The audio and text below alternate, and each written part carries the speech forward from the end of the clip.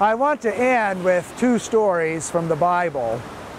The first one is the story of Ananias and Sapphira, which we find in the first verses of Acts chapter 5. Just before this text, Luke has strained the boundaries of language, really, to describe the vital, praiseful, dynamic life of the early Christian community, a community in which they held all things in common, and God used this common ownership as a means of providence to provide for the poor and also to help the wealthy de-idolize their possessions.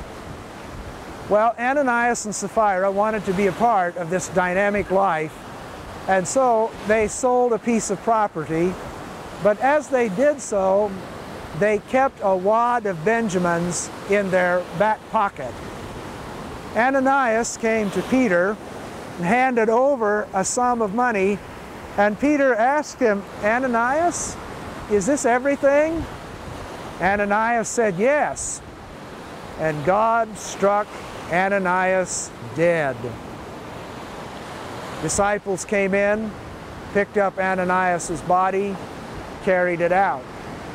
A few minutes later, not aware of what had happened to Ananias, Sapphira came. Peter asked her, "Did you commit everything to this community?" When she said yes, God struck her dead, and disciples came and carried away the body.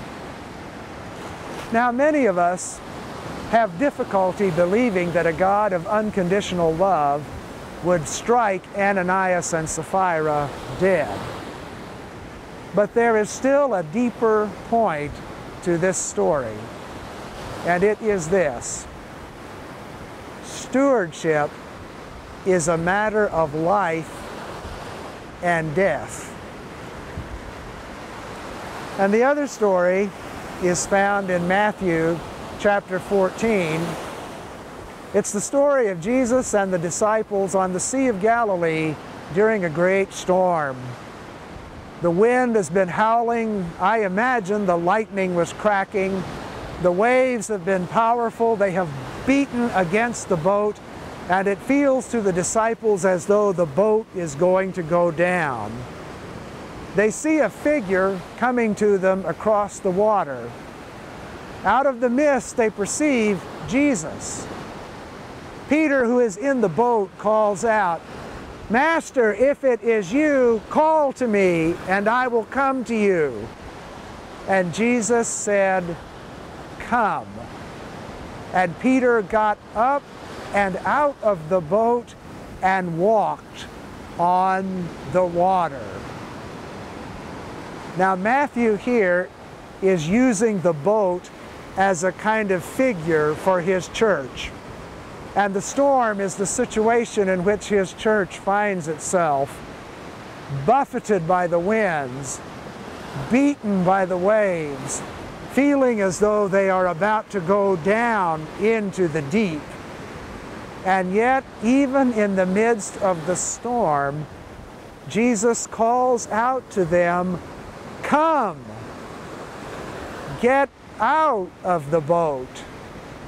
Do what I tell you to do." And so Peter hauls himself up over the side of the boat and begins to walk across the water. But as he does, he falters and slips beneath the waves. How often as a preacher I have beaten Peter up for being a man of little faith. But the fact is, he did what Jesus said. He got out of the boat and walked across the water. And when he faltered, when he slipped below the surface, the strong hand of Jesus was there to pull him up and bring him to safety, and he lived to be an old, vital man. This is precisely where we are as a church, feeling beleaguered, beaten down as if we are about to go under. And yet, Jesus says to us, come. With respect to stewardship, Jesus says to us, get out of the boat. Do what I ask you to do.